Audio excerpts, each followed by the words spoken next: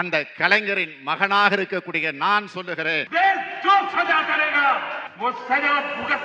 தர்மம் தன் வாழ்வதனை சூது. I am not prepared to answer you. You are anti-Indian.